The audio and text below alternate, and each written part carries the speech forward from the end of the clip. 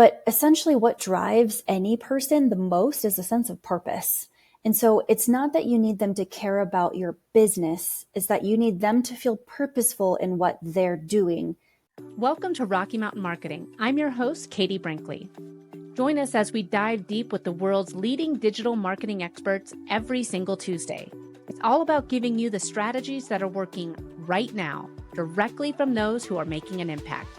With my 20 years of experience, I'm here to help you navigate the world of digital marketing. Whether you're looking to sharpen your skills or transform your business, you're in the right place.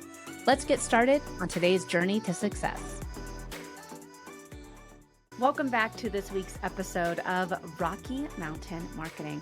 We have a repeat guest this week, and I wanted to bring this guest back because it's been a minute since we've talked, but the things that they have to share, man, it's evergreen. And if you are an entrepreneur that is looking to scale your team, or if you already have a team, the tips that our guest has, she's really going to change the way that you think about being a leader within your business. A lot of us got into being a business owner because we were passionate about something, and then we had more people, we needed more help, we had more clients, and then the leadership part, it kind of is, oh, I have to do this, I have to do that. Amanda Harness is today's guest, and she was actually a speaker at Social Profit Lab back in 2022. She's been a guest on Rocky Mountain Marketing before, but Amanda is a coach and a consultant that is using the leadership first approach. She's here in Denver. It's so great whenever I have people here from the Denver area because we ran into each other at a local networking event. So fun. I was like, wait a second, I know you. And it was great to have run into you IRL here, Amanda. And at the event, I said, Amanda, I got to get you back on the podcast because you were on the podcast first, and then you spoke at Social Profit Lab. And that session that you did was so good. And I think that was one of the most responded to sessions from the event because I think a lot of people haven't really been thinking about how they're showing up as a leader for their own business because, again, you specialize in the human behavior and the psychology that within the leadership realm. So I feel like I've been talking a lot here. Amanda, thank you again for joining us on Rocky Mountain Marketing. Yeah, thanks for having me. It was really fun to just bump into you, especially since we realized we hadn't actually met in person. I know, which drives me social wild. Media and stuff. You know, it's crazy. Yeah. I don't know how that happened, crazy. How we went so long, but it was really fun to bump into and like you said, it was like, wait a second, I know you. I know. And I was like, oh my gosh, you're taller than I thought. And you're I like, said you were a little petite than I thought. I know, I'm a shorty patootie. Like I said, I asked you to come back on the show and you're like, yeah, done. And like, I think you booked it that night, this recording here. And I'm so thankful that you are willing to come back because the stuff that you have to share, it's so important as a business owner and I think that a lot of times we forget about how we're showing up as leaders and how important that is as we're building our business, especially if we're trying to scale. Yeah. When like you kind of started to hit the nail on the head there, where a person starts a business because of a passion, or honestly, just something that they feel like they're good at, that's fine. And then suddenly people get involved and people are really cool and awesome. We see people do things with and for each other every day that are very inspiring. But people are also really hard and weird and unpredictable, right? So you started this business, but now this business is no longer just this entity and this cool idea. Now it has the complexity of humans involved in it. And so the story completely changes. And it's not like people often go to like leadership school, right? I mean, that's essentially what I'm doing is I'm just helping them do it later. So you started a business, but now it's not just running a business. Now you have to lead people. And depending on the size of the company, you might be doing a little bit of leading and managing, which are very different things, the skills that you need for them. And so it is just something that people aren't familiar with. They didn't get direct training on, but they suddenly have to do it. And it's important that they do it well. Otherwise, there are pretty bad repercussions, or just repercussions that last really long time, that are terrible and annoying, and they tolerate things they don't have to. And so that's kind of why I exist, is I work with larger companies, and I also work with some smaller companies. And really the idea is just helping leadership teams better understand how to be more effective, so that they're just happier and more fulfilled at work. But then they also lead people, the teams in the company, who can then be higher performers. The business does better, but then they're happier too. And we spend most of our time at work. So why not make everyone a little happier where we spend most of our time?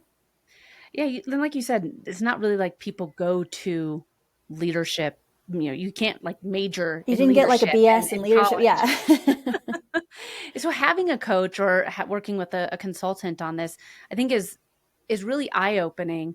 Again, I kind of want to talk a little bit about some of the tips you shared. I know this was a couple years ago now at Social Profit Lab, but a lot of the tips that you shared for me were aha moments. It comes from the human element, not necessarily the numbers element. Yeah. Does that make sense? Yeah. So that's why I use the human behavior and psychology education I have all the time, because when you say aha moments, I think usually what it is it feels like common sense, but it's not commonly practiced. And I think some of the best That's things. what I learned is common sense is not all that common, but Right. Yeah. You're right. It feels like common sense, but it's not. It feels like it should be. And then I find that some of the best things are simple, but profound. So it doesn't always have to be complicated. We often make it more complicated than it needs to be, but it's getting down to the fact that a business, a company, an organization is ran by humans. So we have to understand that human element, because they're not robots. It's not just about the numbers, like you said. If you want it to feel better, while you're there at work, and you want people to feel better, which then turns into retention, it turns into happier customers, turns into more revenue. It all starts with leadership. And so that's why I work with leadership teams specifically. So we have the positive trickle-down effects of better understanding that human side, or the people side of an organization. And I know that a lot of people do I'm going to mess up the name of the Myers-Briggs tests, and then a big Enneagram. I feel like during Enneagram was really big during COVID. I feel like everyone was like Enneagram 7, Enneagram 8. Like everyone was all about the Enneagram during COVID. I'm a 4. Yeah, I'm wait, but no, I think I am a 7. Is that one of the things? Like that's one 7? Of them. Yeah, there's 9. Yeah. Okay. Yeah. So yeah, I'm an Enneagram 7. It's been a while since I talked about it. But with all of these different tests, how much do those really help you be a better leader? Like having someone take a test on the computer? Yeah. I always say that if I'm working with a leadership team, I do recommend them. First off, I do think there's something to them, but I always tell them ahead of time that we are just information gathering. It's just to get some understanding in certain aspects, right? So each of them have something they're looking for. The DISC is looking at how you kind of react at work. There's the Kolbe, which looks at what motivates you at work. Maybe I'm swapping those two. Regardless, they're closer to work. The Enneagram and the Myers-Briggs are more personality tests, specifically around like the Enneagram kind of looks at what motivates you and what you're afraid of. So if you're afraid of people being mad at you, then you're often motivated to do anything that's needed to keep them from being mad at you, right? So if a boss understands, or if you are a leader and you understand that that's what your driver is, then you're going to be one of those people that really strives to have like everyone like them as a leader. And that there's good and bad to that. But just understanding that in and of itself is what we're after, is what drives you. The Myers-Briggs also is more of a personality test. It looks a lot at your like introversion, extroversion, things like that. But I don't think there's any one that's the one to take. I often talk to leadership teams around what the differences are and what the tests are looking for, so that it's all outcomes driven. So I was kind of touching base on like making people happier at work means that you're better understanding humans. Well, it's just about the outcome. Like if you want a bigger business, if you want to close the gap between where you are now and where you want to be, you have to solve your people problems. So it's not just about like everyone feeling happy at work. It's about everyone feeling happy at work so that you can have a better business. And that's what these tests are. It's better understanding how you are so that you can have other outcomes, so that you can just maybe interact with people differently because you understand how you show up, or understand other people on your leadership team, so that when they say something and you're triggered by it, you can maybe take a moment to pause and be like, oh, well, that's just because Sally is blah, blah, blah, right? So I find them very valuable in creating a bit of better understanding, collaboration, and communication among teams, just to kind of dive into a little bit of who they are and why they are the way they are. And you talked about this, and I think it's so important to, if you have people at your business that are happy, it's better for your business. Yes. And a lot of time it starts at the top. It starts with being a good leader. No one's going to care about our business as much as we care about our business. How do you make sure that your employees care enough about your business so that you are able to go to that next level? Yeah. To your point, so when I'm working directly with a business where I'm working with owners and the leadership team that's right at the top there, I reiterate that to them just to make sure that we are all very clear that no one else will care about it as much as they do. But that's also fine. Like that just has to be okay, right? That's not a bad thing. That's not a good thing. It's just a fact. So first we start off by looking at it as an objective fact and a reminder. But essentially what drives any person the most is a sense of purpose. And so it's not that you need them to care about your business, it's that you need them to feel purposeful in what they're doing that happens to be a part of the business. So it's a little bit separated. Like they don't necessarily need to feel like, oh, well, I really want, Katie's business to reach this revenue this year or to have this many audience members. Like they're going to be detached from that. But if they feel a sense of purpose in the actions they take behind the scenes that eventually turn into you having a certain audience or making a certain revenue, that's what you need them to have. So it's not about loving the business. It's about feeling like they serve a purpose in what they're showing up to do for you every day. Oh man, the purpose. How do you get your employees to love their purpose or to really feel what their purpose is within the business? Well, some of that is on the front end, right? There's the onboarding. It's that whole right person seat kind of a thing where you aren't just hiring for skill, but you're hiring for culture. So I think it does come down to some of the culture, right? If you understand your company's values and mission and the culture, and culture is kind of a complex word. It became a buzzword and we've kind of forgotten what it means. And I don't want to get a soapbox about it, but like if we really understand what culture means and you have a good culture that people kind of live and breathe in the company, then hire other people that match that culture, that fit in well to it. And you've already got a good start, because anything on any of the skills and tasks that happen in that company are going to occur in a certain way, like a certain vibe, right? That like that person will also match. And so that's a good place to start, is making sure you've got people that match what the company embodies. But we can't make someone feel purposeful in something that they don't value. So that's another thing, is you have to match the person again. So if you're a really large company, you can do employee surveys. Departmentally, you can do some of these personality tests. I have something that I often do with leadership teams. And sometimes when I'm working with a business directly with their ownership and the higher level teams, I'll do it with them too, where we're looking at, what are you spending your time doing? What is it that you're good at and you like? What is it you're good at that you don't like? What is it you like but are not good at? And what is it that you don't like and are not good at? And we just look at how they're spending their time and try and shift things around, because I hate things in Excel. Like that is not my personality. And so, but maybe like my VA really loves to go into Excel and build a bunch of stuff. So I can't fathom a world in which I like Excel, but she does. So I have her do the Excel stuff. I took it off my plate. And so you can move things around. You can figure out what people like by doing any survey or just having conversations, right? You've got a small business. I think we can figure it out by talking to people. You've got a really large company. We can figure it out departmentally. And so I'm trying not to stray too far from your question, but to bring it back, you can't make people like a purpose if they don't value it. So you have to understand what they like too, and then somehow help them feel the value in the purpose. So there's a matching, right? That again, that's the human part. It's not just about the function of the job title and, and the skills needed for the job title. It's who's sitting in that seat too.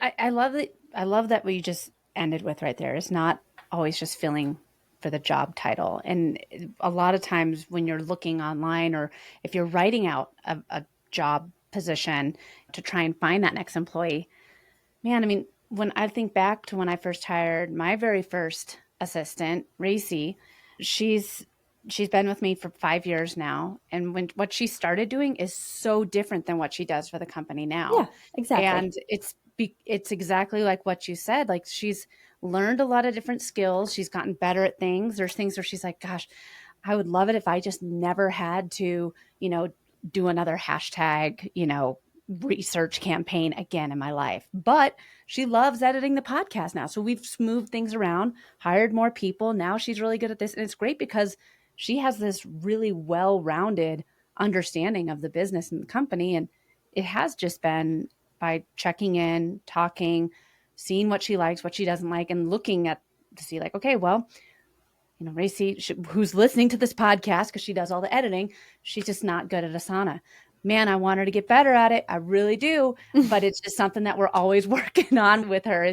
And this is where I, again, brought my ops manager in. Hey, let's see what we can do to maybe just help move her along through Asana, because this is just a sticking point for her.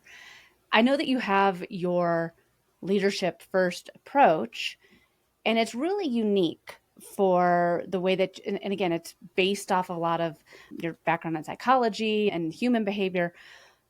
Let's talk about what it is that your leadership first approach does that makes it different, and how listeners can begin using just some of the tips that you have within their business to help them scale. And now for just a quick break. You've heard me talk about some of my favorite social media tools on the show, and one of them is a tool called Metricool. Metricool allows you to plan, analyze, and grow your digital presence all in one place. From websites to LinkedIn to YouTube, you can track everything that you're doing online and see just what's working and what isn't. Check out Metricool today at katiebrinkley.live/cool. Just a note, if you use the links I provide, I may receive compensation. All right, let's get back to the show. Yeah, so the leadership first approach is essentially it's a proprietary approach to helping businesses get bigger and better. So I work with companies that they have gotten bigger, they've seen high growth, and they might be successful, right? They've done that part well, but it's the better part. They want bigger and better. And when we talk about better, it's that internal stuff, right? People are showing up and maybe starting to be disengaged. Leadership teams are potentially less cohesive, less aligned. They're sort of just enacting in silos instead of coming together and having a collaborative meeting. And then they act as like an advantage for the company, being a team. They're kind of just showing up and reporting like, oh, well, this is what's happening with marketing, and this is what's happening with HR, and here's what's happening with strategy. And okay, cool, bye. So there's this like leadership team cohesion and alignment that we're missing. And then on the employee side, maybe there's some retention problems. I talked about being a little disengaged. Maybe we're seeing some slips in performance. So we're getting feedback from clients or customers or product or things like that. And so essentially what got these companies to where they are isn't going to get them to where they want to go. And so we're trying to close the gap between what's now and what's next by solving those people problems, by enhancing leadership. And then by enhancing leadership, we're then creating more effective, the ability to shape high-performing teams. These high-performing teams then do better customer service or client relations. That then turns into greater revenue. Now we get bigger and better. So that leadership first approach is the whole idea that, of course, you need employee development. Of course, you need training. And that employee side of the company needs support.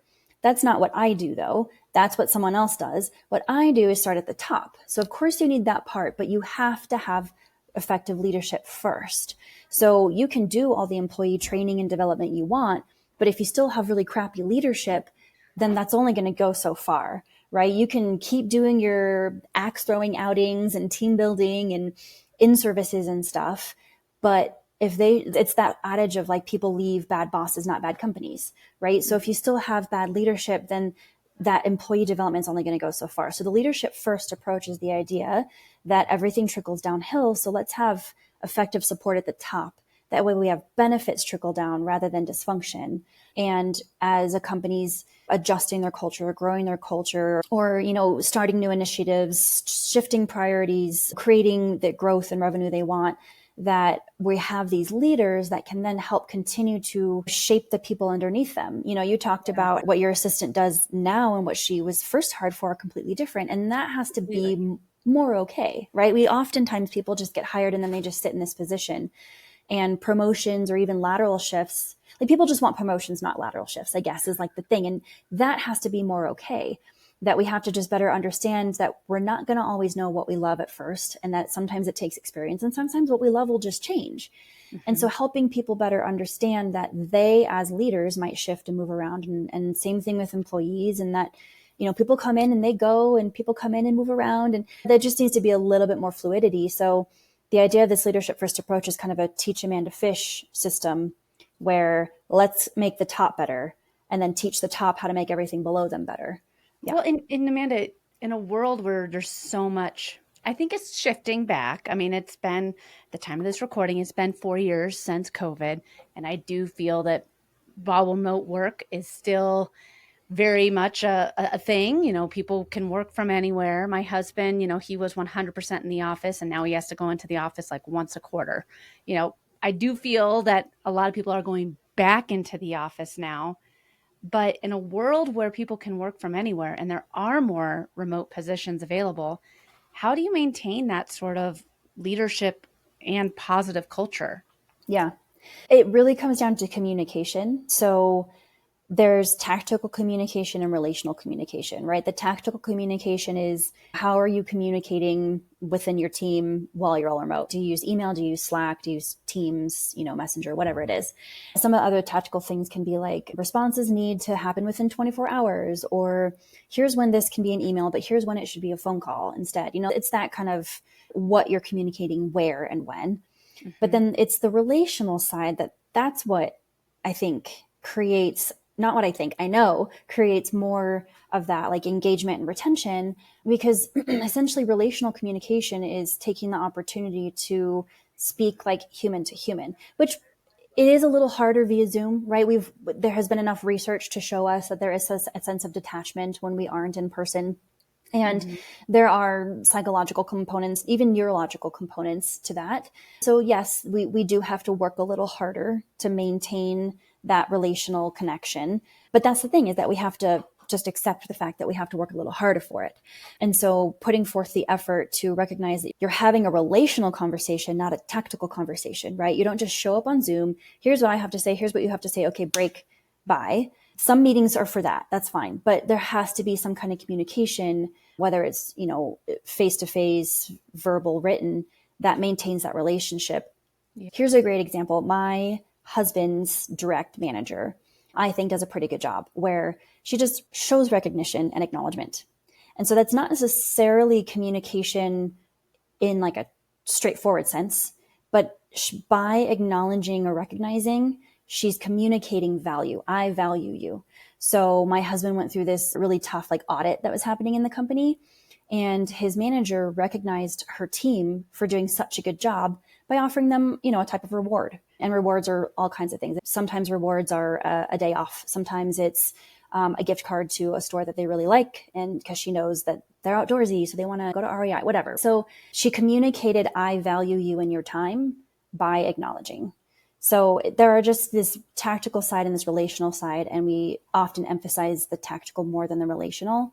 And I think that if we just spend a little more time on that relational part, the recognition, the acknowledgement, that's how we can kind of bridge that gap of the disconnect that does happen with a remote or virtual team. So over communication, valuing your employees, and then recognizing not just your own strengths as a leader, but your employees' strengths, whether it's, you know, them moving through promotions, moving, the job description probably can always be changed and has a little bit of flexibility to it. I want to know, Amanda, as we kind of wrap up today's episode, what is one of the biggest mistakes that you see business leaders making, no matter if they are a business leader of a, you know, Fortune 500 company, or if they are a leader of, maybe they have 5 employees and they're really starting to grow and make that move to the 7-figure mark? What's one of the most common mistakes that you see leaders making? That's a great question. I have 2 in mind and I have to pick one. You can say both. Yeah. Okay, I'll keep them both short. So I do work with some larger companies. I often work with companies that are somewhere between like 5 and 200 million, but I've worked with billion-dollar companies and less than $1 million companies. So it just really depends on what we're doing. But no matter the size, there are two things. One is thinking that all the stuff I'm talking about takes a lot of extra time. It does not have to. It can be 30 seconds, right? So you can just like the amount of time that my husband's manager took to acknowledge and like say like, you know what, why don't you take the day off? That was 10 seconds, right? Like it's not that big of a deal. Taking time to understand your employees or have them take those personality tests, like the time is really them taking the time to do the personality test and then spend one meeting like having a conversation about it and then let it pop up every once in a while for 2 minutes in a meeting. It's like it just doesn't take a lot of time to do this stuff. So that's one thing is let's shift the story around how much time all of this stuff takes because it really doesn't have to if you pause and think about it. That is not an ultimate truth. And the other one is assumption, that people are moving really fast and they often make assumptions that aren't founded. So I really talk a lot about the value of curiosity as a leadership attribute. Oftentimes it's the most underrated attribute. And it's also one that doesn't have to take a lot of time. But let's say, for example, we often make an assumption about someone's intention. Like Bob, we changed technology systems and Bob is still struggling to adopt this new system. And he's, not listening to me on purpose, right? He's trying to make my day harder, like whatever it is. But actually, if we just go ask Bob, like, hey, I'm noticing that you're still struggling with this thing. We've done some training. I've offered you like a peer, here's the things that we've tried. And it seems like it's still an issue. Can you help me understand what's happening? And let's just see what Bob has to say about it. Instead of making these assumptions around people's intentions or best interest, or oftentimes if we don't ask enough questions, we try something that wouldn't have worked in the first place, blame dirt where it doesn't belong. That if we just don't assume and just ask quick questions and get a better understanding, if we seek to understand, then we just move through things a lot faster. We don't create a problem in the first place. So I could go on and on about curiosity and assumption for a very long time, but that on a short cliff note, that would be a place to start at least. Amanda, thank you so much for joining me on Rocky Mountain Marketing today. I love seeing what you're doing on LinkedIn. You're really active over on LinkedIn. You have that great LinkedIn newsletter.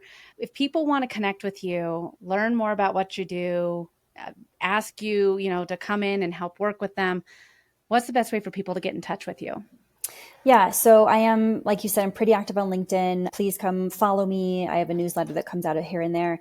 If you're interested in understanding more about how I work and what it looks like to have me come help you, and there's different ways that I can come in and do that. The best would just be to email me.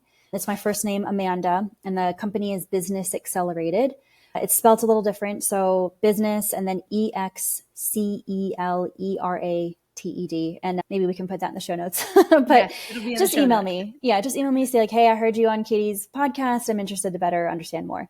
And then we just have a short intro call and we can see if what you're struggling with is something I help with, if we're a good fit to work together. I'm equally invested in making sure it's a good fit. And so if I think you need something else, I'll tell you. But I would be happy to help you better understand what I do. You can also get on my email list as well. So if you go to Business Accelerated/subscribe, you can hop on there and I send out things into your inbox every once in a while. I love it. Yeah. And like I said, I'm on your elephant in the boardroom. Yeah, I changed it recently. It's called Because It Starts With Leaders now. Oh, okay, cool. Very cool. Yes, it's a great LinkedIn newsletter. So make sure you subscribe to that. Always a ton of great information on your social media on LinkedIn. So Amanda, thank you again so much for joining me on Rocky Mountain Marketing today. And I can't wait to see you at another in-person event here in the near future. Yes, we'll definitely make it happen. Thanks for inviting me back. Thanks so much for listening to this week's episode of Rocky Mountain Marketing. I hope you're leaving with valuable insights and the inspiration to lead your market. If you've enjoyed our time together and found today's podcast episode useful, I have a small favor to ask of you. Please hit that subscribe button to stay updated with the latest episodes. And if you know someone who could benefit from these episodes, maybe a fellow business leader or an aspiring entrepreneur, go ahead and share this episode with them. Let's spread the knowledge and grow together. Also, I'd love to hear from you and continue the conversation beyond the podcast. Visit me at katiebrinkley.com to connect, to find more resources, or just to share your journey. And be sure to pick up your copy of my new book, The Social Shift, at katiebrinkley.com/book. Thanks again for tuning in. I'm Katie Brinkley, and I can't wait to dive into more strategies and stories with you on the next episode of Rocky Mountain Marketing. Let's keep on taking your marketing to new heights.